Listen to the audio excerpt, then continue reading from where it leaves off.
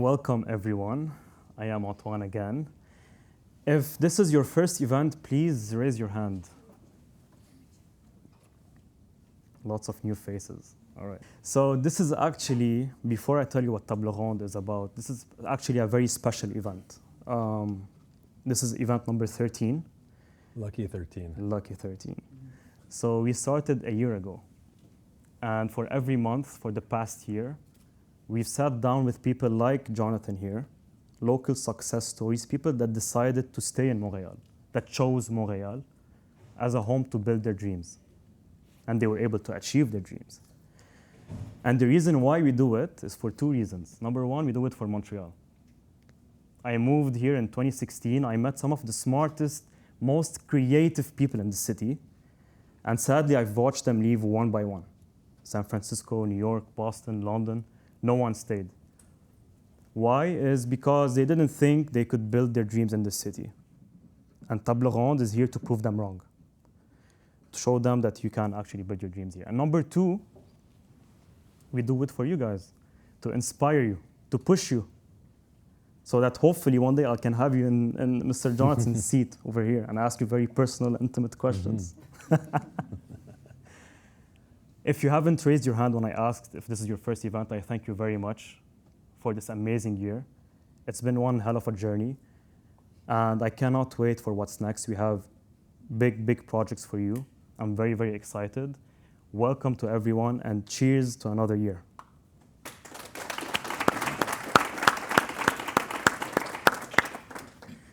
So now on to the star of the evening, Mr. Jonathan. Thank you. So who here has heard of Goodfood? Good chunk of the room. All right. So Mr. Jonathan here started Goodfood back in 2014. He started it with his co-founder, Neil, and you started assembling meal kits in your apartment and personally delivering it to your customers. And 3 years after, only 3 years after, you guys were the fastest growing e-commerce business in Canada. You went public. You were serving more than 300,000 customers across the country, and you achieved, at your peak, a valuation of $800 million. So please welcome me. Join me in welcoming. Join me in welcoming Mr. Jonathan Ferrari. Thank you. Thank you, guys. So John, before we talk about Goodfood, let me just give the audience a little backstory of how much you care about your consumers to eat healthy foods. So when we had our prep call last week, you were on your way back from Louisiana on your tuna fishing trip. So if anyone orders tuna from Goodfood, just know that the CEO personally went to Louisiana to fish that tuna for you. So chew it 10 times before you swallow it. You better enjoy it. So it is true. So I book an annual fishing trip, and I had booked this fishing trip in Louisiana before any of the tariff discussion started. So you'll have to bear with me on that one. But I do an annual trip, and in this case it was with my co-founder Neil and our CFO Ross. So it was the three of us, and we landed in New Orleans. We drove 2 hours south of New Orleans to Venice, Louisiana. And when my wife first heard that I was going to Venice, she got pretty upset. And she was like, "You're going to Venice without me? What's going on here?" And we actually went to Venice on our honeymoon. So she was like, "I can't believe you're going." And I said, "No, babe, we're going to Venice, Louisiana." And she was like, "Okay, send me some pictures, have fun." But the tuna fishing is amazing. And for me, fishing is about like bonding with the people that I'm with, right? Like it's a very deep connection for multiple days. That's the first piece. And then the second piece is being able to like go out and harvest fish or fresh ingredients, or going out to harvest mushrooms, right? Depending on the trips. To me, it's also a way to stay really closely connected with food. And so we were extremely lucky to come across yellowtail tuna, which I'm cooking at home and hosting some great parties. And we're doing sashimi, we're doing tatakis, we're doing tuna steaks, tuna. Tuna. I wasn't a big fan of tuna personally, but now I'm gonna have to try it too. It's delicious. It's delicious. Yeah. Do you have any other hobbies other than fishing? So I love playing tennis. Okay. What else do I like to do? Reading is probably my greatest passion. So reading, audiobooks. One of the things that we set up with our leadership team at Goodfood is we have a pretty cool meeting cadence. So we have a daily huddle every single day. We have a weekly session where we go through kind of more tactical weekly items. And then we have a monthly meeting that's kind of a little bit more of a zoom out. And during that monthly meeting, we recently introduced a learning segment. And so usually someone will be either picking a book or a podcast. It could be anything really. And so we kind of have a segment to learn together. And so what we're reading right now is the Netflix book. So it's someone's going to have to help me with the name. The Reed Hastings No Rules, I believe it's called. Okay. So that's what we're doing for our June learning session. One of my greatest passions. So everyone has to read this book? Everyone on our leadership team gets to read this book. Oh, gets to read this book. And then, it becomes like common vocabulary together. Like what I like to say is teams that learn together, grow together. Yeah. And so we end up like referencing back things that we learned, or let's say last year we read the book Crucial Conversations, which is all about like having really tough conversations and how to approach them. And, you're often one tough conversation away from a really big idea or something, really big success. So that's kind of the theme of the book. And we still talk about it, like to this day. We'll be like, okay, I need to have a crucial conversation right now, so we always reference back to the learnings that we did together. I'd love to engage in this conversation, but I suck at reading. I had to read one book at some point, and it was for my French class, and I failed the exam. So everybody has a different learning modality, right? So it might not be reading, but it could be podcasts. It could be even watching shows. Like a few months ago, we did. Have you seen The Bear? The yes, TV the show cooking, on Disney? the cooking show. So we did the first season of The Bear, Okay. and it's actually amazing. Like I saw a few people nodding that they've seen The Bear. It's a very stressful show, but there's some pretty interesting leadership learnings in there as well. Interesting. So Jonathan, let's go back in time. I want to know, as a kid, did you always like building things? So the answer is yes.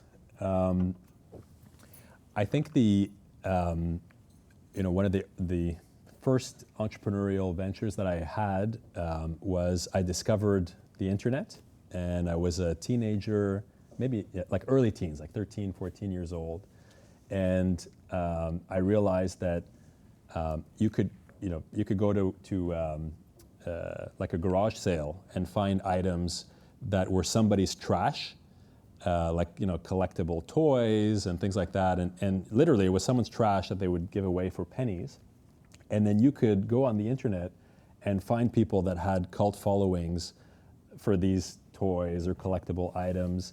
And so it was pretty simple. I would just go around to the neighborhood garage sales, pick up, anything with like Star Wars on it did well, but just pick up some of these toys for almost nothing, and then list them on eBay and sell them. And so that was like kind of one of the early things I did. But I was always excited, like at the very youngest age, to learn about new technologies, right? In this case, like the internet, and then these marketplaces that existed on the internet. Which year was that? I'm trying to remember. Like it was probably in the early 2000s. Okay. Like. So we're probably like collecting some stuff and selling it online. Yeah, exactly. Okay. And then the other piece that I loved was just like the freedom of being financially independent. Like Right. I had all of these little side gigs, and I paid for my own school and my kind of my own clothes and my own dates, and I always loved that feeling of being independent. Right. So let's talk about school. You mentioned school. You studied finance and entrepreneurship in McGill. So that's the short version. The Okay. long version is I didn't know what I was interested in, so I did like quadruple majors. So I did finance, accounting, HR, and entrepreneurship. Those were the four. And then I was like very well educated, but qualified for absolutely nothing coming out of school. Okay. Which one was your favorite out of the four?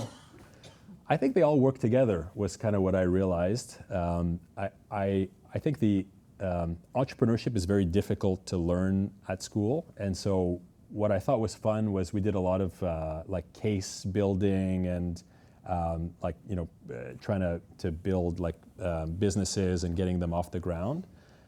So I thought that was interesting, but I feel like I've learned a lot more about entrepreneurship either through doing it myself or just interacting with people, right? Like sessions like this or podcasts or books. Like I feel like that has been a richer part of my entrepreneurial education. And then finance and accounting, like finance is, I was always interested about like capital allocation and raising money and especially if you're in a business that requires a significant capital investment, I was definitely making a lot of use of the finance piece. And then accounting to me is the language of business, right? So it's like being able to understand the financial statements. We'll talk later about like becoming a public company. Right. And reporting your numbers quarterly and interacting with investors quarterly. So I think the accounting piece was important there. And then HR and people, it's the lifeblood of the business, right? And we've been able to build an exceptional team at Goodfood over the past 10 years. I have Val, our creative director here in the front seat. Thank you, Val, who has also been heavily involved in helping us launch the $100 million Blueprint podcast. Like assembling a team and thinking about how to motivate them, how to help them grow within the business, that's another passion of mine that I think came from the people studies. Okay. There's something that you mentioned that I want to ask you again about, which is around teaching entrepreneurship. Do you think it's something that people can acquire, whether it's through practice or theory? Or is it something that you're born with? Is it something like it's an acquired skill, or is it like innate? It's by default in someone's DNA. So let's throw it up for a vote here, because I have no idea. So who thinks that you can acquire the skills of entrepreneurship? Well, that's like, what do you say, 80% of the room? Yeah, more or less. Yeah, so let's go with that. Okay. What do you think? Do you think you can acquire the skill, or you think you're born an entrepreneur? So I think there are some skills that probably make it easier to be an entrepreneur, like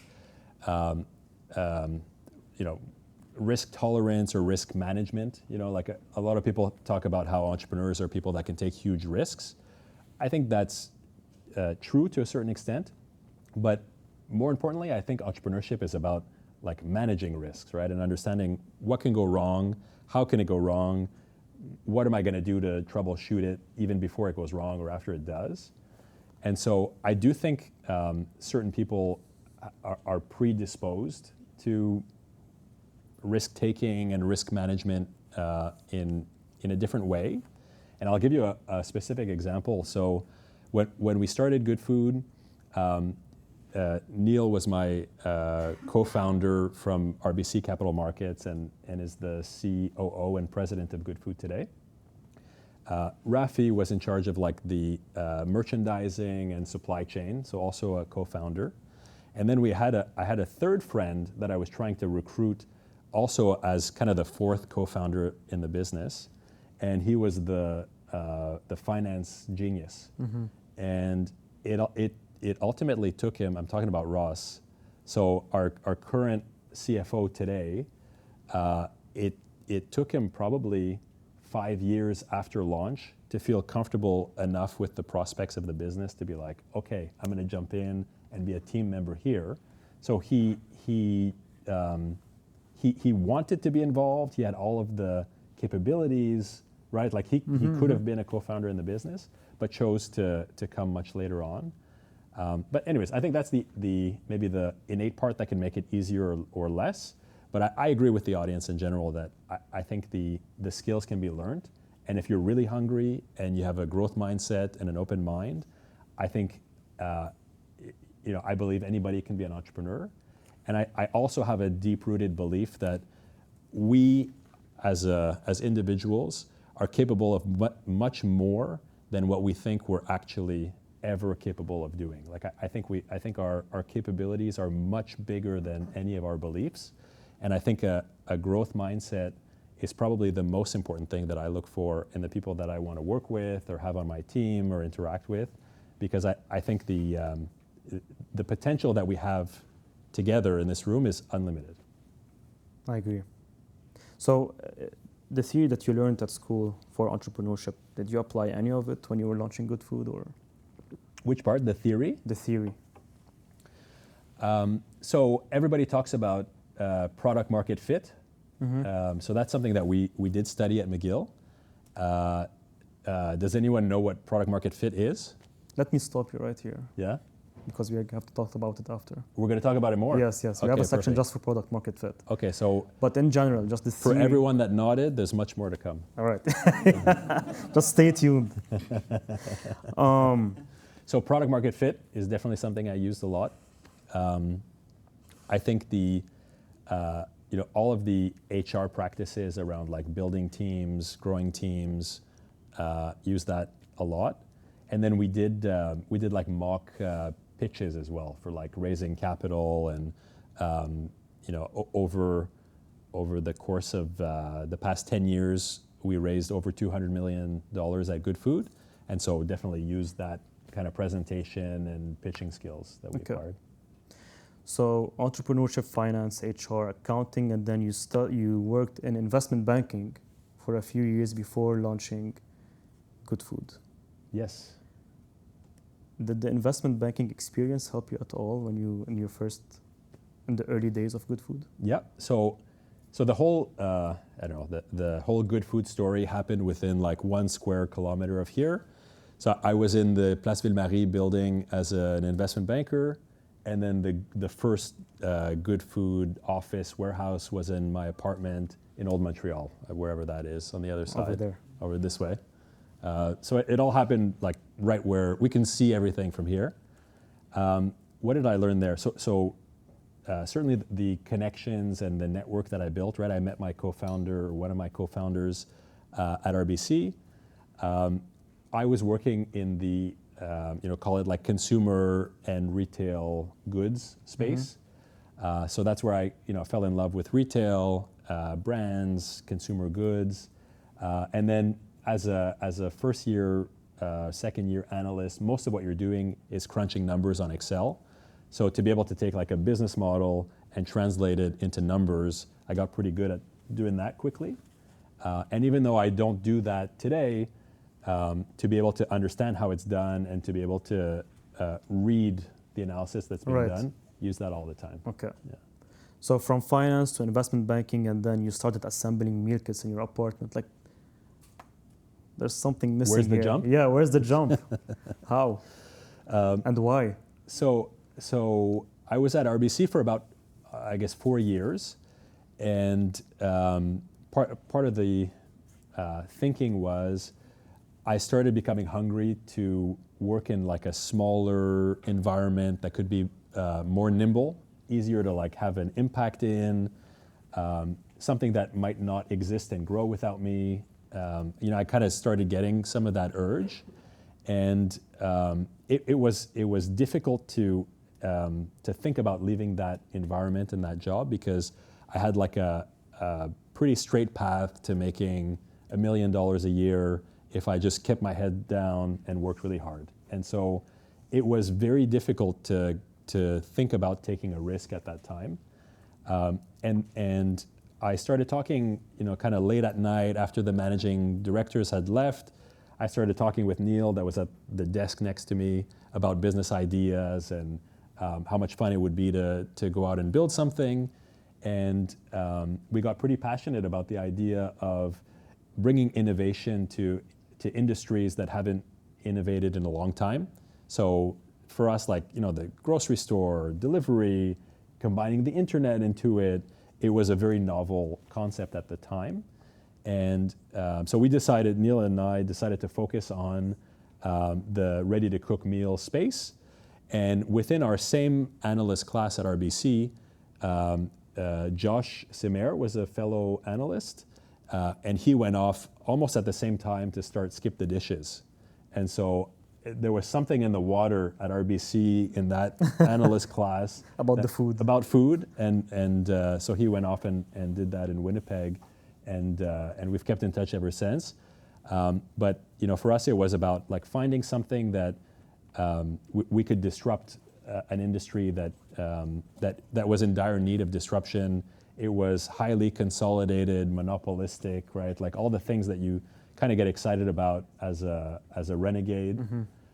And then for me, I always loved cooking. So it was also like this personal connection of being able to get closer to the ingredients, building a supply chain, interacting directly with farmers, and then making it easy for Canadians across the country to get great meals on the table. So it just fit from like a personal and professional connection.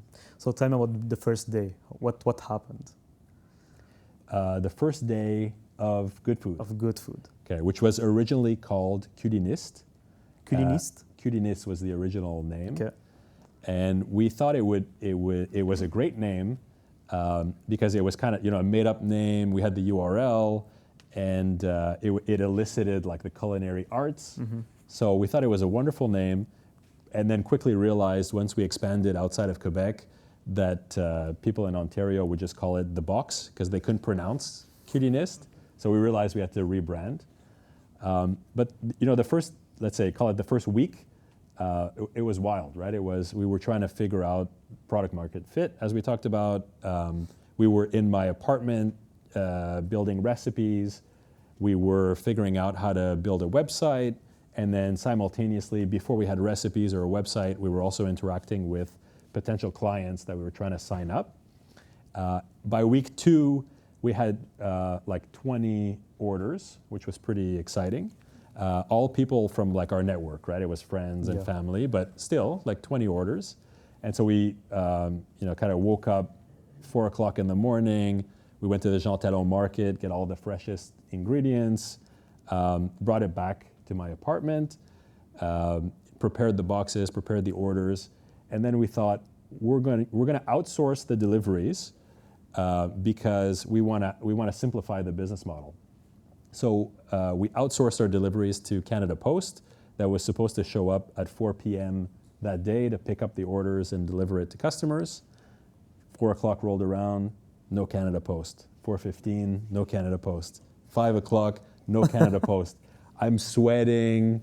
We got all the orders there that are starting to, not at refrigerated temperature that need to go out, and Canada Post never showed up. And so it was the first, it was the first pivot in the life of our business that happened within 10 days, right, of starting, where we went, okay, intellectually, we want to outsource the deliveries, but right now, we need to get in Neil's wife's Fiat 500, get as many freaking boxes as we can in there, and do the deliveries ourselves. So that was. Did you sleep in the same apartment where you were cooking, or? Yes, and the other funny story is I actually met my now wife Sarah in that week. So like the second week of deliveries, I had food everywhere. I had fridges lined up on the walls of the apartment. The fridges were putting out so much heat in the middle of the winter, I didn't even need to turn my heating on in the apartment. And so I bring Sarah back to my place for a cocktail or something, and I go, look at this. This is my empire, right? Like, and so we hit it off. And then years later, she came back to me and she was like, "Hey, John, like I was pretty impressed. You were calling yourself a CEO, and like you had all these great ambitions, but you were basically unemployed, right?" Were you still at RBC back then, or were you doing this full time? So full time. Okay. For me, I know a lot of people make it work as like having a side hustle. Right. But for me, it was important to be 120% focused on the venture. So if you were to list like the 5 key drivers, or let's say top 3 key drivers that were behind the success of Goodfood in the first 2-3 weeks, would you say focus is one of them? Persistence. Focus for sure. And to me, that's like, as entrepreneurs, and I know like many of you are going to relate to this. Actually, can we do one more survey? Who is running a business currently? So we got about 25%. And who wants to run a business? We got another, what would you say, 10%, 15%? Yeah. So we have about close to 40% here entrepreneurs in the room. So that's pretty exciting. So to me, like entrepreneurs like myself tend to be drawn in 100 different directions. And we often need help, refocusing and reprioritizing. So I've had people in my life along the way that have helped me go, okay, I understand all of these, great ideas and all this vision, and then kind of, narrow it in to what's going to be really important. So focus for sure. The people, like I would have never been able to pull this off by myself. And like, I'm very happy to be the one here sitting and talking to you about all of the wonderful things that Goodfood has done. But from the very beginning, I knew, from Neil's perspective, he's the operations mastermind, right? And he's the get shit done guy. And certainly I would have never been able to accomplish it on my own. Rafi is very creative, and he loves negotiating. And so that's how he would go in and negotiate with the suppliers to get, yes, the price, but also the specs that we needed and wanted. So people from the very beginning were important. I think belief in your vision is also something, right? Like, I think part of being an entrepreneur is you believe in something that no one else can see yet, and you're trying to build it, but at the same time explain it to other people, right? So that they build it with you and jump on board. So I think like I had a very strong belief that we could do this, and there was no other thought in my mind other than we're going to get this done. So who was the team in day one? There was you, there was Neil, Rafi. Yes. Who else? So like that's the group that we call the co-founders in the business. Okay. And then we kind of started slowly hiring outside of that. I would say one of the next key hires who's still on the team today is Jordana, she's our head chef. We were just talking about the amazing trip that the Goodfood culinary team took. Went to Southeast Asia to get content and new flavors and new ingredients to bring back to our customers. So she's been with us for 8 years. In the life of a 10-year business, that's basically a co-founder. And then we have Ben, who's still on our marketing team today. So he was really one of the key growth hackers on our team to scale up the user base. I could go on, but those are some of the early. My follow-up question. The reason why I'm asking this question is I wanted to understand how did you guys split the roles and responsibilities in the early days? Yeah. Obviously, you guys were wearing multiple hats, but what? So at first, the founders, we were just like bumping into each other, all trying to do the same thing at the same time. So we spent most of our days, like once we got out of my apartment, which was very exciting, we went to about a 2,500 square foot loft in St. Henry, where we met, and we spent most of the days in the warehouse, whether or not we had like deliveries to fulfill, because we just wanted to be really close to the product and the operations. From the perspective of like splitting the roles, we realized that we were getting into arguments as co-founders only when we were like trying to comment on the same things. And so I quickly realized, okay, Neil is going to be the right person to run the operations. He's onboarding employees, he's training them, he's making sure everything's getting done. He's also personally building the walk-in fridges and freezers that we needed. So that's kind of how he got that role. And then for Rafi, he has this combination of like understanding of the product and desire to negotiate and deal with suppliers. So that's where I said, okay, you do that.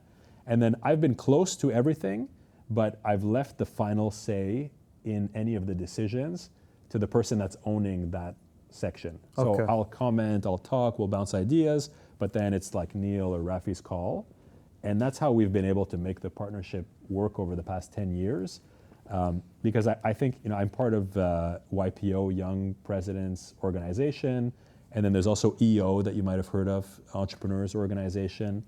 But the number one thing people talk about in these organizations is issues with their co-founders or partners. It's the most common thing. And so I like to think that we built a formula that worked really well. Okay. How important do you think having one decision maker is?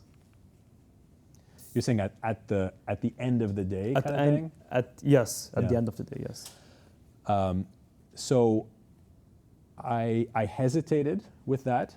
I was not officially the CEO of Goodfood until we raised our first round of capital. So I didn't feel like it was necessary, as long as it was like just internally, everybody understood how things were working and who was making what decision. And so I didn't feel the need to be the CEO. I was just like a co-founder. And then when we raised our first round of capital, our early investor said, okay, who's the CEO? And then we all looked at each other, and Rafi and Neil pointed at me, and I was like, okay, I guess I'm the CEO. But I never felt that need to be like, I don't know, so specifically organized. But I think in hindsight, it is important. Like I think it is for employees to have clarity on, who to go to for what issue, and then for externally for potential partners or interviews, investor capital raising. I think it is important to both formalize the role and then also have like an ultimate decision maker at the end of the day. So at which point did the three of you decide that, okay, this has to be official, we have to incorporate, we have to raise some money, we have to build the team? How long did it take you to get to this point? Is this the product market fit question? No, before that. Not yet. Not yet. Okay. Not yet. So how did we know we had something interesting? Yes. So I mentioned to you guys the first, let's say, probably 50 customers were all people we knew. So I was kind of looking at, we were on the Stripe payment platform. We were looking at like every customer that was signing up, looking at their email address, and I was looking for the first customer's email address that I wouldn't recognize, right? So that would be like a real customer that I didn't know. And so that happened, I don't know, maybe we were like 6 weeks in, something like that. Okay. And I was so excited, and I was like, I really feel like we're onto something. We just got our first customer. And then a few months later, I found out that it was the mom of one of our closest competitors that was doing like competitive intel to understand what we were doing. But it didn't matter. It was our first, real customer outside of friends and family. So that was an exciting moment. And then the other thing that I was looking for was, are people coming back? Like you can kind of beg, even friends and family, right? Like you can beg for them to place a single order, but like, are they coming back week after week, month after month? And when I saw that we had really good engagement from those customers, that was exciting. And then I started showing up to like small, I don't know, events, gatherings, friends, whatever. And then friends of friends started coming up to me going, oh my God, like you changed my life. You taught my husband how to cook. He hasn't cooked in 30 years. It's been amazing. Someone else came up and was like, I lost 45 pounds just eating Goodfood. And I was like, well, it's not a diet focused product, but yeah, it's portion controlled, it's whole foods, like makes sense. So I think the qualitative and quantitative feedback that we were getting from customers, that was what I was looking at. Okay. And would you agree that in the early days, maybe if it's still true till today, but in the early days, the biggest channel for marketing was word of mouth? The biggest channel, yes. Yes, the biggest channel. Yeah. Are there any other channels that you guys explored in the early days? Yes. Yeah, maybe like paid advertising or something else? So word of mouth was the biggest piece, both like, me going out and begging people to sign up, and then also like building a referral program. That was another big piece of it. We then, the next step was we went into testing, well, it wasn't called Meta at the time, but like the Facebook ads. And we actually did really well on the Facebook ads. And that was, a pretty, when you think about focus, trying to do one channel at a time was much more successful than saying, okay, we're going to do 10 different channels at a time. Okay. And we actually worked through, there's a book called, I think it's called Traction, not the EOS book, but there's another book called Traction. And then they basically go through like, here are the 15 most popular customer acquisition channels. And we kind of just work through them one by one with Ben that I was talking to you about before. And which one was the most successful, word of mouth? Word of mouth by far. Okay. And then Facebook, email, and then we got into like influencer marketing a little bit later. That worked really well. Right. And you're still talking about the early days, right? Yes. What about today? What's your biggest customer acquisition channel? So today I would say we're quite balanced in terms of like brand marketing and performance marketing. So I think one of the mistakes that a lot of startups that are scaling make is they get overly focused on the performance channel and primarily Meta, and sometimes Google, right? Like the AdWords. And the problem with that is both Google and Meta are optimizing their business models to extract the maximum amount of money they can out of you without making your business model fail, right? That's kind of what their objectives are, and they have the smartest people in the world working on that. And so we've become much more balanced in terms of focusing on some of the channels that are less traditional performance channel, like TV marketing, even it's still a Google product, but YouTube pre-roll, mid-roll ads, kind of going outside of the pure Meta and AdWords has been important for us. And I would say, people still are shocked when I tell them like, there's a third of our budget that goes to TV ads. Oh, wow. And everyone is saying there's cord cutting, right? There's all that stuff going on. I agree. I don't have a cable subscription at home. But we can see through our media mix modeling that it's actually one of the most performing channels, even though it's not a traditional performance marketing channel. Oh, interesting. Okay. So let's go back to the early days. Okay. Before we end this stage of your startup and move to product market fit, if there's one advice for those that raised their hand here that have a business or wanting to do a business, what's one key advice for them? For the early stages, the first 2-3 weeks, 2-3 months, if the founders have to focus on one thing or take one advice from you, what would it be? I know you don't want to talk about product market fit right now. Come on, So man. I'm trying to think about another thing to talk about here.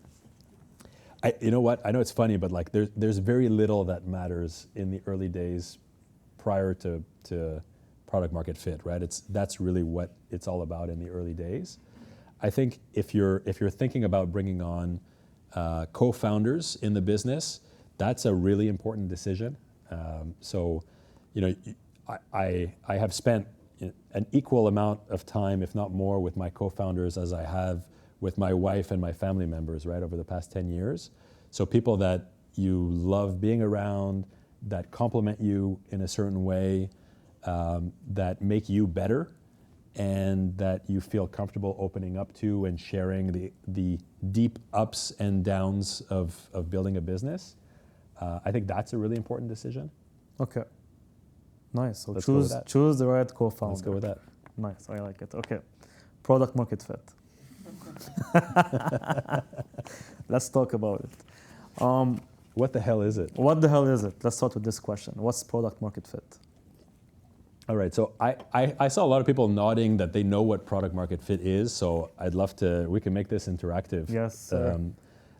So the first time I thought we had product market fit was when we got that first sign up from someone that I didn't know. I was like, yes, product market fit.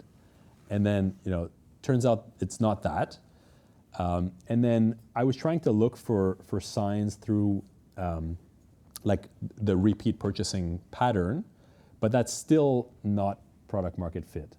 And one of the things that I think about, and this is a framework that we still use today at Goodfood with any type of innovation that we do or any creative process that we go through, we use the IDEO framework, which is like a design thinking framework of matching viability, feasibility. I'm missing the third one here. You don't know? Scalability? Viability, feasibility, and desirability. Okay. That's the third one. We talk about it all the time. Sure. Maybe not in the meetings you're in. Just don't listen. Yeah, oh, there you go. Thank you. Viability, feasibility, desirability. And I think one of the important things within a business model that you're trying to find product market fit is to make sure that all of those elements are working, not just one, right? So the desirability piece is, are customers loving it? Do they come back? Do they refer other customers? That's like, you can get a really good sense of the desirability piece. But if you just have desirability, you don't have a business model yet, right? You have something really cool that people like, but you don't really know if you can build a business around it. The feasibility piece is, can I actually deliver on this at scale, right? So I can make something desirable and ship it to one person, but do I have something here that I can scale to tens of thousands or millions of people eventually? And I think if we fast forward to Goodfood on demand, the answer to that in retrospect is no, we didn't have something that we can scale to millions of people, and we could talk about that later. But that's where Goodfood on demand primarily failed. And then the third piece of the viability is, can you actually make money doing this, right? And sometimes that's cloudy in the early startup days because you're making a lot of growth investments, right? And so you're thinking about investing in the future, you're building your team ahead of where your sales are.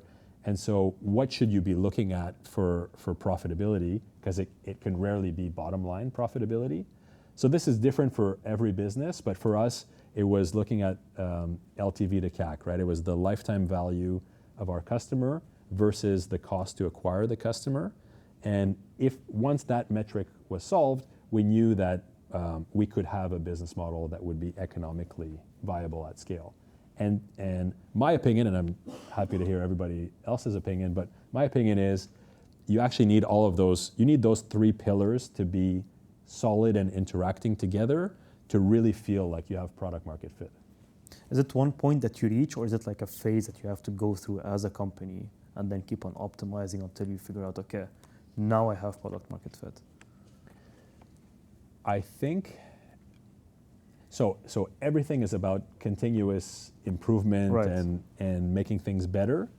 But I do think there's a threshold for each of those that either it's met or it's not met. So I don't know if I'm answering your question directly, but I do feel like there's a threshold of like, yes, it works, no, it doesn't, even though you can improve forever. Okay. Does that make sense? Yes.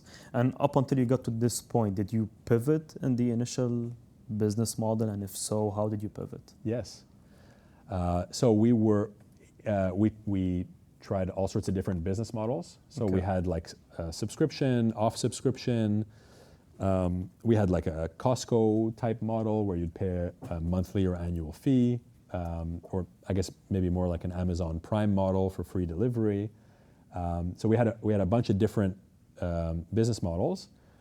For us, the hardest part was within the lifetime value of the customer base, the gross margin on the product. That was the most difficult piece for us. So we were not building a software company, right, that has like 90% right, gross margins and it's all profit. We started from a place where we were maybe making 5% or 10% gross margin and then figuring out how to scale it up. And so if you look at a 5 or 10% gross margin business versus even a $50 or $60 customer acquisition cost, it's hard to make those numbers work. Simultaneously, we were in a time where VCs were funding everything, including a lot of our competitors, and everybody was fighting for market share. Nobody was really focused on the bottom line, and so it made it very price elastic, right? So like we weren't able to have significant price increases passed on to our customers because all of our competitors were kind of flooding the market with cheap prices. So the gross margin was the most difficult part. I'm proud today that we're at a 45% gross margin, but it took us an incredible amount of work and thinking and logistics planning and iterating on that to make that work. So what was the biggest eater of your cost, if you want to call it this way? On the gross margin side? On the gross margin side. Well, it was balancing what we thought a customer was prepared to pay for the product and the cost of delivery, packaging, food, and labor, right? So I think labor, we were fairly inefficient in the early days. Like there was a lot of running around, and especially if any of you are running like manufacturing of physical products, when you're coming up close to capacity, you lose all your efficiencies because everybody's bumping into each other within your warehouse or your manufacturing process. And then, cost of delivery, like let's say the Canada Post pricing that I talked to you guys about, it was like almost $20 a delivery. And today we're doing deliveries sub $5, right? So even with the Canada Post scale, it was still very expensive. So you put all those pieces together, and the business model was just, it was very difficult to make the gross margin work. Okay. And how long after your first week of creating Goodfood did you reach the product market fit? Like how long did it take you to get to the product market fit stage? I think it probably took us, so let's say we raised our first round of external financing about 1 year in, and I would say at that point we were able to convince an external investor that we had product market fit. So I would say, it's hard to say the exact day, but it was probably around then. Okay.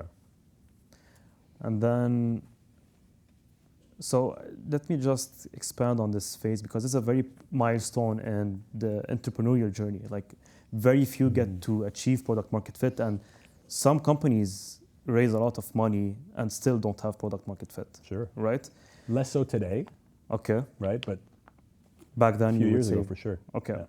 So again, let's double click on each of the three. You said desirability, viability, and then feasibility, right? Okay. So for an entrepreneur that's going through this phase, figuring out product market fit, you did mention something around cost of acquisition, the CAC, the lifetime value. Can we talk more about Sure. these factors and how important they are towards achieving the product market fit? Yes. Where do you want to take this? So let's start with the first factor, desirability. Let's break it down. What's desirability? So, in simplest English terms, it's just it's a product or service that customers who are not related to you will enjoy, and ultimately, it'll change their life in a certain way. For me, one of the, if you're thinking about metrics to unpack it, Yes. We look at NPS, so Net Promoter Score would be an example of a metric that you would use to track desirability of your product or service. And it's very simple. It's the question, how likely are you to refer good food to a friend? That's what the NPS question is. And then basically, I'm trying to remember, anyone who's 8 on 10 or above is a promoter. Everyone who's, I think it's 6 or below, good, thank you. Obviously, it's all crunched by a computer now, right? So you don't actually have to do it mathematically, but basically, those are your promoters, those are your detractors. Everyone in the middle doesn't count. Like these are your zombie customers that they're not happy, they're not unhappy, they're kind of just there. So the NPS score ignores them, but looks at the two ends and then says, based on your ratio of promoters to detractors, how desirable ultimately is what you're doing.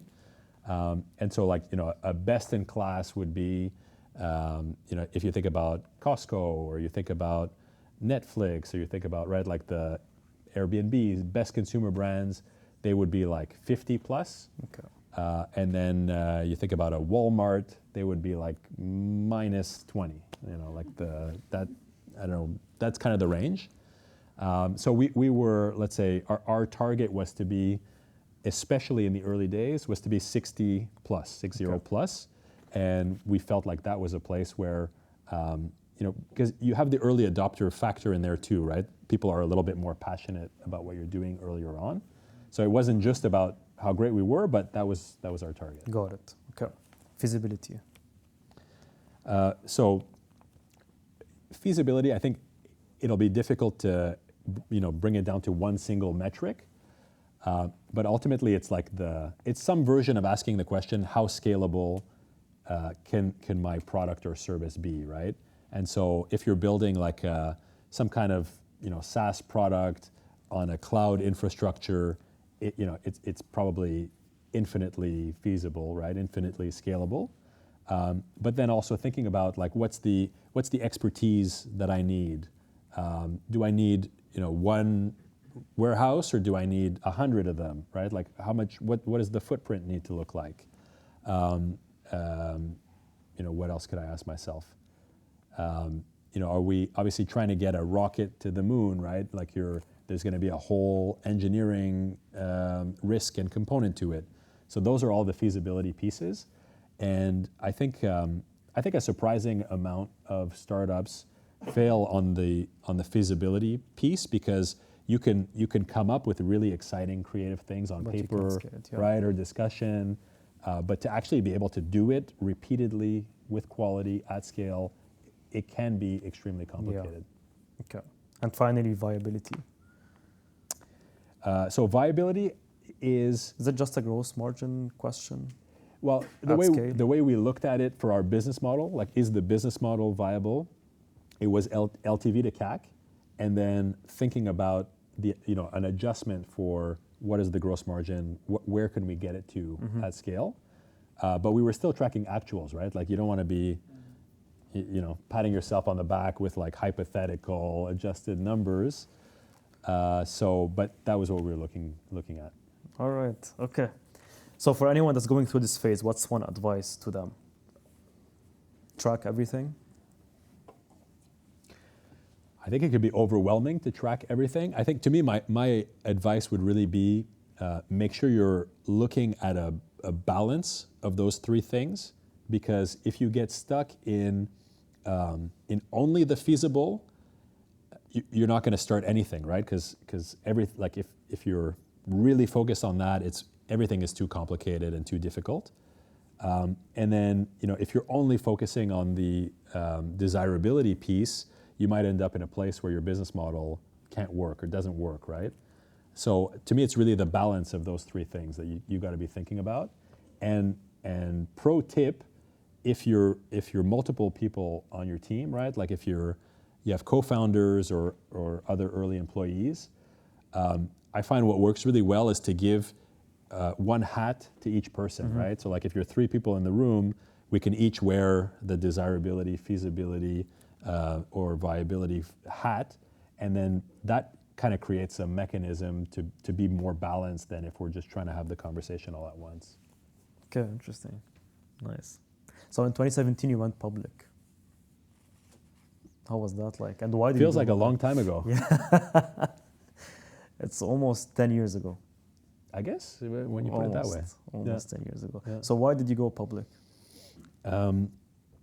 So we were, this was 2017, and we were in a highly competitive space where there were probably, I don't know if you guys remember this, but there were more than 10 ready-to-cook meal businesses that were all competing in Ontario and Quebec, and then even more if you look at Western Canada.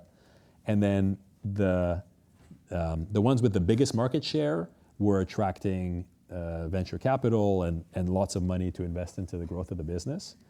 And so we did 2 rounds of private financing, but when we came to do the 3rd round, and the objective of our 3rd round of financing was to expand into Western Canada. So at that point, by 2017, we were servicing Ontario and Quebec and the Maritimes, but we weren't out west. And so that's what we wanted to do with the cash. And we basically got shut down by every single private investor that we went to. We had, maybe one offer for half the amount of money we wanted. So that was kind of the situation.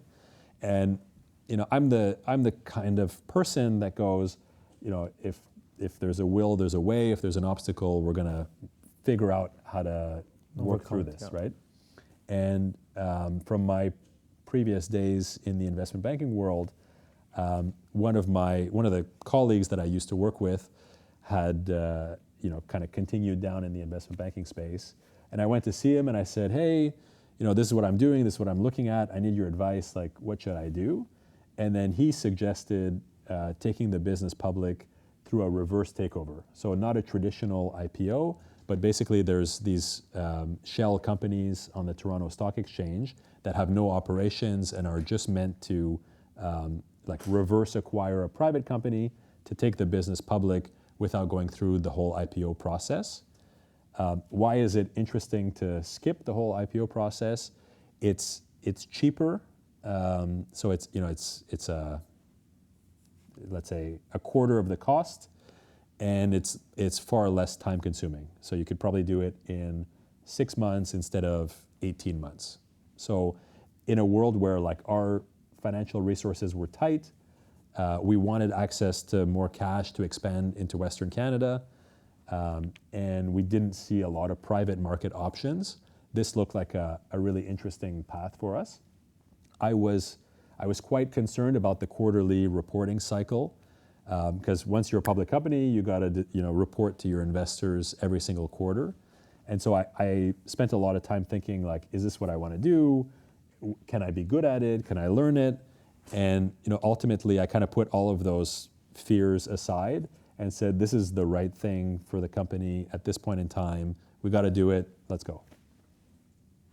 Some people say that they take at least a year before they go public just to prepare for the roadshow, the whole thing. Yeah. How long did it take you guys to... Oh, first, how did your co-founders take it when you had told them, hey guys, let's go public? So they were involved in the thought process. Okay. And I like to make sure everybody's involved in at least the thinking of the major decisions. So it wasn't a surprise for them. It was a surprise for, you need to keep this confidential and private within the team. So it was a surprise to the broader Goodfood team, but not the co-founders and the leadership team. I think there was a sense of excitement around it. There was a sense of fear, right? What if a public market investor comes and buys a big chunk of the company, and then you end up with an activist investor, and it screws everything up. So there's so many things. There's an infinite amount of things that we were worried about, but I think everybody was excited about the potential of gaining access to the cash. And from day one, we wanted to build. We did have the vision of building a national household brand that could be available to Canadians across the country. And we knew the only way to do that was to expand into Western Canada. And we knew that this was the way to go. So everyone buckled up. And how did your role change? In the initial days, before you went public, you wore probably multiple hats as a CEO of the company, right? You went from initially assembling meal kits in your apartments, delivering them, tracking, if there's a new email address in your customers list that potentially is a new customer. How did your role change from a CEO of a private company, a small, intimate private company, into the CEO of a public company that's listed on the Toronto Stock Exchange? So the biggest change was everybody knew our numbers all the time, right? Whether they're good or bad, everybody knew our numbers all the time. And it's like a very vulnerable position to be in, right? Where it's I'll give you an example, right? Some of our competitors would say, they're triple our size and they're quadruple our profitability. And I don't have any information to say that's wrong. And I would just kind of look at myself and go, oh crap, right? Like we're doing all this stuff wrong. So it's like there's an asymmetry of information out there, certainly from a competitive perspective, that I found very challenging. And even to this day, our big competitors are on all of our earnings calls. We see them; they're taking notes. Like there's a huge amount of competitive intelligence that they get from it, and so we need to be careful. I think on the positive side, it also creates this quarterly news cycle where there's something to talk about in the press at least every 90 days. And so, I'd get invited to go on BNN and La Presse and Globe and Mail. And so I think that generated a lot of like positive, organic, word of mouth and publicity for the business, which it's hard to quantify the value of it, but I think that was quite positive. Okay. Now a question on the culture side of a public company. When you have the stock price that's at the center of everything, how do you manage employee morale when the stock is up, when the stock is down, especially being the CEO of the company? How do you address it? It's a great question. Maybe Val can jump in too for her perspective. I think when the stock is high, you feel like you're the smartest person in the world. And when the stock is low, you feel like you're the biggest idiot in the world, right? No, but you just need to work harder to make it higher. Or you need to work, okay, It's there we go. motivation. So I think it's hard, like human nature makes it difficult, not to look at the stock price. And I think there's what's the story? There's two kinds of investors, the ones that look at the stock price all the time and the ones that lie about looking at the stock price all the time, right? So I think people look at it and, I think the most important part from the CEO's perspective is we need to make sure we're focused on making the right long-term moves. We need to make sure we're focused on our business, not our competitors. We need to make sure we're focused on delighting our customers and continuously improving what we're doing. And we really have no possibility to influence the stock price at least in the short term, right? And so, let's say today, even though we're generating infinitely more profitability than we ever had in the history of the company, the stock price is well below the $10+ that it hit, in the COVID booms. But if you ask me, John, which is the more sound business? Is it the one you're sitting on today, or the one that was exploding in 2020? And I'll tell you without doubt, it's the one that we're sitting on today, even though the value that's being recognized in the market is a fraction of what it was, right? So I think to me, we stay focused on building our business. And then, from our board members, including myself, but kind of board members as a whole, we own, close to 50% of the outstanding stock. And we're not selling. We're there for the long term, and so I think if you have the ability to be patient and hold on, I think you can get people to look away. But the employees look at it all the time, right? Like that's the reality, and you got to figure out how to dissociate those things. So let's talk about the COVID boom. I look at the stock price. I've been looking at it for the past week, studying it, to be completely transparent with you. Mm-hmm. You went public in June 2017, and then you achieved your highest market cap in January 2021. This was the COVID effect. Let's talk about it. My assumption is, since people stayed at home, a lot of people ordered meal kits so that they can cook at home. Mm-hmm. Restaurants were closed. You weren't able to do much, especially if you're in Quebec. This is what influenced the boom behind, the stock price. Mm-hmm. But I would love to hear it from your perspective and what happened exactly. So I think that's right. We had, let's say, within a 6-week period after, kind of the, March 13-ish, 2020, right? When we had the first lockdowns. In the 6-week period after that, our business more or less doubled, and 85% of our fulfillment center employees stopped coming to work because they were too scared to come in. So we had this, I think the problem that a lot of people don't talk about is, yes, we had this huge amount of volume that is good for the top line, but the logistics of the supply chain and what needs to be done in an environment where people are understandably scared to come to work, that's a massive challenge. So really in the first 9 months during COVID, we were just focused on how do we deliver the boxes, how do we make sure we have good customer experiences, and how do we make sure that we have a life in our customers, or a place in our customers' homes for the rest of their lives. That's what we were thinking about.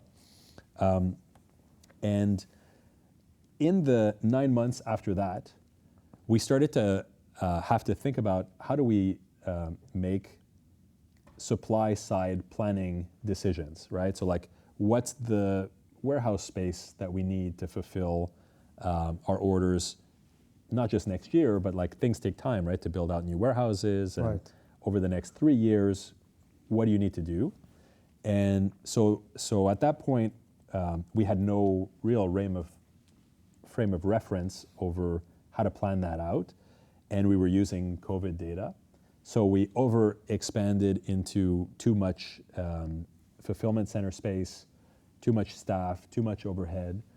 And unfortunately, when the economy started reopening, we had planned for different scenarios, but the top line declined significantly more than what we had expected in the business. And we were left with obligations on leases and teams that ultimately could not be supported by where the business was. Okay. So I remember back during that period, you guys had the Goodfood Wow feature. Yes. Which was wow, to be honest. It looked too good to be true. And a small story back then, there was one night, and there was a snowstorm outside, and I was over at my friend's house over here. We had a bit of drinks. We were tipsy. Okay. It was nighttime, and we went on your website because everything was closed. And then we were just craving this Lebanese spread. It's called labneh. Yes. You guys had it on your website, and we just ordered 1 tub of labneh from Goodfood Wow. And 30 minutes after, a guy showed up on the door with a labneh tub. No delivery charge, nothing at all. It looked too good to be true. I thought I was drunk. Now, I was drunk. Well, you were. I was drunk. But it was just I didn't really, it was incredible. Yes. And for those of you who don't know Goodfood Wow is, and correct me if I'm wrong, it's a delivery service where people pay a premium or a subscription fee, a monthly subscription, right? Yeah. And you can order whatever you want from the Goodfood website. There is no minimum basket size. You order whatever you want, and it shows up in the next hour or 2 hours on your doorstep. Is this right? It's a good pitch. Okay, Yes. perfect. Good. So, yes, when we ordered this tub, I was like, "There's no way. If they can actually make this work, this is genius." But it looked too good to be true to me, to be honest. So, if we come back to the overlapping circles that I was talking about before, or maybe I'll even take a step back. So Goodfood Wow, which is basically our on-demand delivery, the thinking was, how do we generate more orders per customer either within their lifetime or within whatever period of time? And the thinking was, okay, we're going to offer more products than just the ready-to-cook meals, and we're also going to remove the friction of having to wait multiple days for the delivery. And it's going to be on demand. Whenever you ask for it, it's coming. So that was the thinking. And so if you look at the desirability piece of it, it was through the roof. So our customers were, you can look at it on the NPS. It was 80 plus NPS. The most interesting metric that I was looking at was the number of orders per week per customer. So an average Goodfood customer orders, 3 to 4 times per quarter, so per 90-day period from Goodfood. We were getting 3 to 4 orders per week for customers. And although we had some small baskets, as we were talking about here, the average basket size, believe it or not, was almost the same as our weekly delivery. Like it was closing in on that amount. And the reason behind that is a lot of customers were buying a ready-to-cook meal as a base for their order, Plus the groceries. which is, call it $30, $40. And then they'd add on some drinks and some extra groceries and et cetera. And so the size of the baskets on average, there's outliers like you're talking about, but on average it was really good. So desirability was like, I had never seen anything that was so green. Like it was just hitting it. We really ran into issues on the 2 other pieces. So the feasibility, in order to deliver, our objective in our minds was 30-minute delivery across the country. That was what we wanted to build. And we realized that we needed like a hub and spoke infrastructure model where we have centralized fulfillment centers and manufacturing centers in the major cities in Canada. And then to get the fast delivery, we need to go and build small micro-fulfillment centers in customers' neighborhoods to deliver to you in 30 minutes. And so the complexity of that network was 100 times more complicated than our core meals business.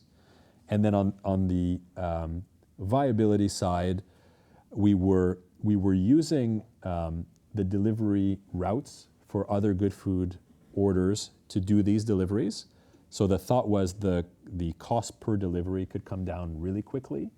But certainly it's challenging to make the economics work. But we thought ultimately we had a capital plan to invest $200 million into building this out nationally. And we thought if we're successful, we could be equivalent to one of the national grocery chains, right? So Loblaws is worth $40 billion, Metro is worth $20. And so, we thought we had this is real money, right? Like $200 million is real money, but we thought we had a real shot of, taking $200 million and turning it into something that could be worth 20, 30, 40 billion and own a significant piece of the market. And the other problem we ran into was, of the 200 million, we had the first 100, and then the plan was to raise capital for the next 100 as we spent it, and then the world kind of imploded for us, right? So the top line started coming down from the COVID exhale, and then we were still spending money on Goodfood on demand, Goodfood Wow. And so I'll never forget, I got a call from our bankers. I was with my wife. We were in the car driving through the Adirondack Mountains, and spotty cell connection. But I got a call on a Saturday morning from one of our bankers, and so you got to pick up right on a Saturday. There's something going on, and we had a $40 million line of credit with him, and he said, "Okay, I'm going to need repayment on Monday, please." And I said, "Oh, okay. You want us to repay $40 million on Monday? I don't know if you know, but there's no bank that has $40 million in cash anywhere, right? And that's what you're asking for." And so we kind of went through a whole process there, saying, "Is there a way to save Goodfood Wow and Goodfood on Demand? Is there a way for us to reduce the spend? Maybe not need 200 million. Maybe we can get it done with 100. Maybe we can slow the pace of expansion." We really looked at it from all different directions. And ultimately, the conclusion that we came to was, if we continue investing in this, the whole thing is going to blow up and die. So we need to refocus on our core meals business, and we need to get out of this other business line. And it was so painful, right? Because we had multiple team members that had spent the past 2 years, building out the products, the packaging, building out leases, micro fulfillment centers. It was gut wrenching to exit that, but what kept the team going was we want to be in charge of our own destiny, and in order to do that, we need to be overall profitable as a business. And ultimately, I think a big part, and this is a big entrepreneurial lesson. Like a big part of entrepreneurship is staying in the game, right? Like if you can stay in the game, you're gonna get lucky sometimes, you're gonna get unlucky sometimes, but as long as you don't get blown out, you still have a chance to keep going. And so that's where we're at today, right? Like we have 150 million of sales, we're about 10 million of free cash flow annually today. We're doing M&A transactions, acquisitions, we have 20 plus million of cash on the balance sheet. Like the situation has completely changed today, but it was really in that moment of decision that we had to decide to cut off the arm to save the rest of the body. And I have a question here. It says, how and when do you decide to pull the plug when you try something out and it doesn't work out? So I think when your banker calls you on a Saturday morning, that's a pretty good sign. I think I honestly, like we took a swing on it, right? Like is the only way to say it, and it could have gone in one direction and it went in the other. I don't think anybody regrets taking the swing. I think we're all proud of what we accomplished in doing it, and there are many things we would have done differently, but we don't regret having done it. You know what I mean? Yes. In terms of like what we would have done differently, I think there's certainly a way in which we could have moved at a slower pace. There was a feeling, true or not, that there was a moment of time and an opportunity for us to capture, and it did lead us to go as quickly as we could. And maybe that was right, maybe that was wrong, but ultimately, I think in hindsight, I would have liked to go a little bit slower in order to build a more solid foundation. And then I think the other piece is we were trying to innovate both in products and distribution channel simultaneously. So we had new products and on-demand delivery, which was different. And if I had to do it again, I would pick to sequence those two things. So I would either innovate on products or on distribution channel, but trying to do both at the same time makes it very expensive and very challenging. Okay. Let's move on to Goodfood today. You did speak a little bit about the free cash flow, the profitability. What's the number one top priority for you today? So growth in the business is the most important piece today. I've had the opportunity, the luck, and I'm very grateful to have run this business in what I can consider to be almost three different businesses. So there was, and we kind of went through it today in the conversation, right? Like I was the venture-backed CEO for a while, and then I was the public company CEO for a while. Then I was the turnaround CEO, and those are usually three different people, right? And often, very rarely, the same person. And so I feel like I've learned so much from each of those stages, and I'm trying to apply everything that I learned from all of those stages into today, so that we can build a beast that wouldn't have existed without those experiences. I think that's one of the key things. Like to me, every single challenge is an opportunity to learn something, and you're gonna keep freaking learning it until you've actually learned it, right? Nice. So I feel like not just myself, but the team in general is taking all of these experiences, and you might think that our exec team would have left, or a bunch of our core team members would have exited the business. But the reality is, the most mission-driven people are the ones that are here today at Goodfood that are still building the business, and I'm excited to work by their side. In the organic growth piece of Goodfood, so as I mentioned, we're $10-ish million of positive cash flow today. Our objective is to get that up to 100 million. So we want to 10x the cash flow, and hopefully make the 100 million that we lost seem like a rounding error. That's the objective. Nice. And so we're very focused on convenient meals. That's one piece. And we just recently launched in Montreal our Heat and Eat meals. So these are like healthy, delicious meals. They're ready in 2 minutes, either in the microwave or the oven. And they address the number one concern from customers, which is, I don't have time to cook, or I don't have time to clean, or I love the food you're making, but I need a simpler way to interact.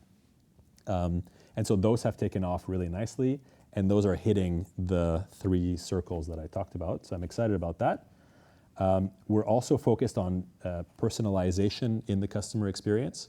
So we talk about building like the Netflix of food. So our idea is like based on really understanding what you've purchased in the past, what other similar customers are purchasing, building meal solutions specifically tailored to you and your preferences. So we're excited about that. And then on the, and of course, we're using AI, right, to build all that stuff. I feel like I wouldn't do justice to the team if I didn't plug AI at least once here. And then on the inorganic side, which is on the M&A side, we're building a portfolio of next generation brands.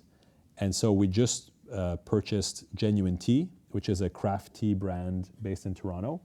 And the objective there, which is really exciting, is they have an omni-channel brand, whereas Goodfood is very much a direct-to-consumer brand today.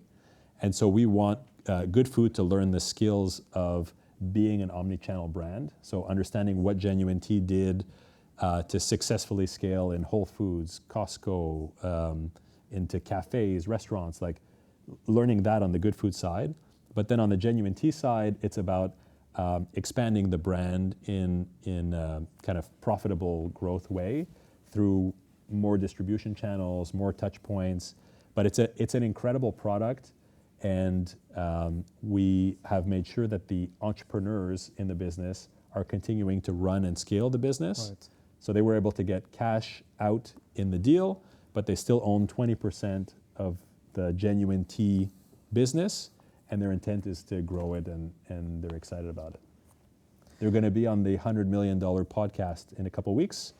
Tune Make in. sure we'll link it also in the description. Tune in. Before we wrap up and give the audience a chance to ask you questions, looking back at the journey, Jonathan, which one was your favorite and least favorite moments? So what I always think about is at any given moment, there's always something great happening and something horrible happening. And so, the story I'll share is in June 2017, when we took the business public, literally the first day that Goodfood shares started trading, I get a phone call from the Canadian Food Inspection Agency saying, please discontinue all of your deliveries outside of Quebec, which was 60+% of our business, because you don't have the right license. So please just cut 60% of your sales, and then we're going to figure out what to do later. And so I just remember in that moment, on the day that we were going to go out and like celebrate the IPO and the public offering, simultaneously on my mind, I was thinking about how am I going to deal with this, nearly existential threat to the business. And the way, I'll tell this story very quickly. The way we dealt with it was, especially when you're dealing with regulators, it's very complicated to innovate in a regulated space, because anything that doesn't fit in the box, the regulators are highly under-resourced to be able to focus on changing their practices and figuring out how your innovation fits into their box. And so, the first step was buying more time. And then the next step after that was working very closely with the regulators to show them that delivering food to Cornwall was just as safe as delivering food to Trois-Rivières, and that the license we had would cover all of that. But my point really is there's always something great happening, and there's always something challenging happening. And so one of the things, at the start of the conversation, I talked a bit about like our meeting cadence. And one of the things that we do at the start of every exec meeting is we do a round of good news, what's up? And it's like, yeah, we're going to spend the next 45 minutes talking about all of the challenges that exist in the business and in the world. But let's start from a place of recognizing the wins and the celebrations, because there's so many of them around us. So there's always something good, always something bad. I've loved the experience as a public company. I've loved to see many of our team members grow up together, right? Like the people who have been with Goodfood for 7, 8, 9 years. We went into this, we didn't have kids, some of us weren't married, and it's like we all grew up together. That's been exciting. And then every moment of interacting with a customer that talks about how we impacted their lives in any way, that's the most gratifying piece. Okay. And if you were to give one piece of advice to Jonathan in 2014, who was in his apartment with 17 fridges, no heat, what would that advice be? I think to me, the most important piece of success is it's all around the growth mindset. And to be able to, if you want your business to grow, you need to be personally growing ahead of your business. And so I think that's where a lot of entrepreneurs get stuck. And frankly, this applies to employees and team members, right? It's like if you're in a fast-growing organization, you need to be growing ahead of where your business is to keep up with it and to still be the right person. And I've always told the team around me, if there ever comes a time where I'm not the right person to be in the seat, I want you to come tell me, and I want us to have a conversation about what to do about it. But the promise that I make to you guys is I'm always going to be learning. I'm always going to be pushing myself. I'm always going to be trying to be a step ahead of where we need to be as a business. So that's a huge piece of advice. And then the second piece is I've found the concept of delegation to be very difficult. And I'm someone who I'm very passionate about our product. I'm very passionate about what we do. And I think what I realized over the past 10 years is you really need to build trust with the people that you're working with, to trust them to do a good job, to trust them to be there for you, to have your back. Because I think without that, you're going to be just stuck in these micromanaging horrible details. So those are the two that I would highlight. Thank you. My last word, Jonathan, sometimes when you're in the trenches, you forget that there are people following you, looking at you. But I can tell you, whether people work for you or do not work for you, like many of us here, we look at you and we learn from you. Thank you. And here you are today sitting on this chair and sharing with us advice at no cost, at no risk. You took all the risk, all these nights, all these hard moments, and here you are sharing your experience with us. So thank you so much. On behalf of everyone here, I would like to thank you. We look up to you, and thank you. Thank you, guys. Thank you.